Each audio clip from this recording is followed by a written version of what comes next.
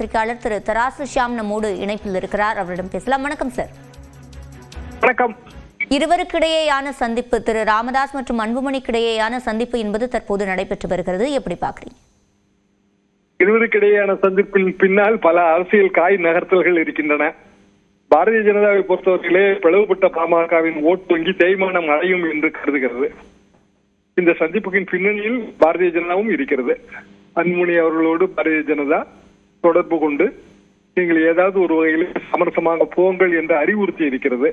குறிப்பாக அமித்ஷா அவர்கள் தென் மாவட்டங்களை குறிவைத்து கார் நகர்த்தும் போது பாமக வட மாவட்டங்களிலே தேய்வடைவதை அவர்கள் விரும்பவில்லை. அன்புமணி அவர்கள் இதுவரைக்கும் எடுத்த நிலைப்பாடு என்பது முற்றிலும் மாறானது.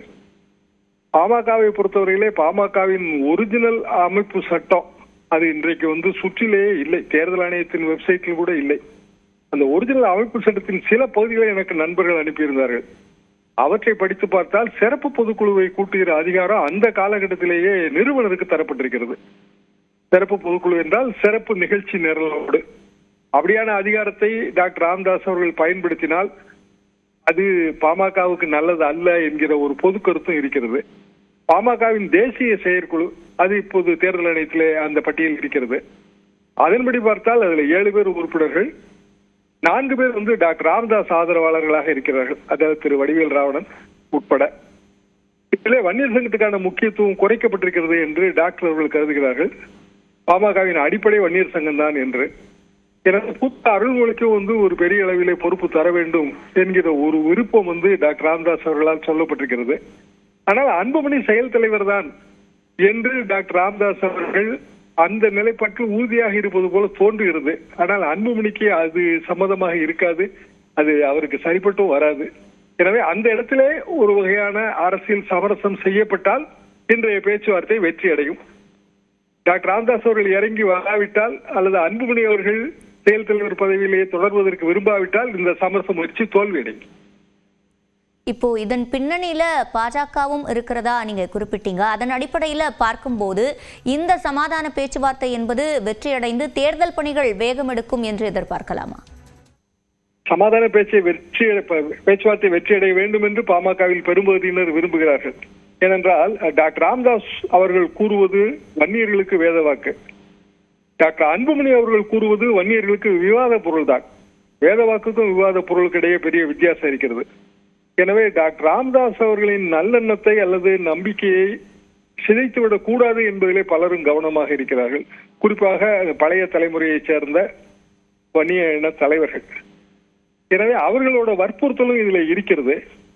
ஒரே ஒரு விஷயம்தான், இதிலே முகுந்தன் கூட இப்போதைக்கு பெரிய அளவுக்கான ஒரு பேசு பொருளாக இல்லை. அன்புமணி அவர்கள் 2 சமரசங்களுக்கு தயாராக இருக்க வேண்டும். ஒன்று, டாக்டர் ராமதாஸ் அவர்களுக்கு கட்சியிலே இருக்கிற பிடிமானம் எந்த வகையிலும் தளர்த்தப்படாது என்பதிலே அவர் சமரசம் செய்து கொள்ள தயாராக இருக்க வேண்டும். எடுத்துக்காட்டாக அவர் ஒரு பொதுக்குழுவை கூட்டி நிறுவனரின் பழைய அதிகாரங்களை எல்லாம் குறைப்பது என்கிற தீர்மானத்தை நிறைவேற்றி தேர்தல் ஆணையத்துக்கு அனுப்பக்கூடாது. காரணம், தேர்தல் ஆணையத்திற்கு அனுப்புகிற ஆவணங்களில் அன்புமணி கையில் இருந்தால் அது செல்லுபடியாகும்.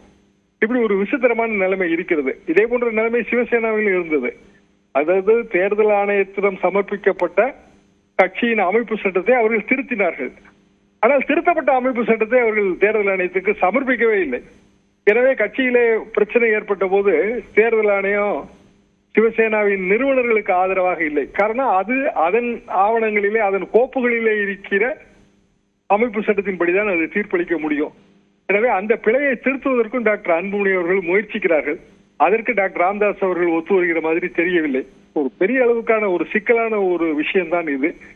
ஆனாலும் கூட வன்னியர் சங்கத்தின் மூத்த பிரதிநிதிகள், மூத்த முன்னோடிகள் அவர்கள் தலையிட்டு இந்த பிரச்சனையை தீர்க்க வேண்டும் என்பதிலே பெரிய முனைப்பு காட்டுகிறார்கள். அதுதான் வெற்றி அடையுமோ என்று நான் நினைக்கிறேன்.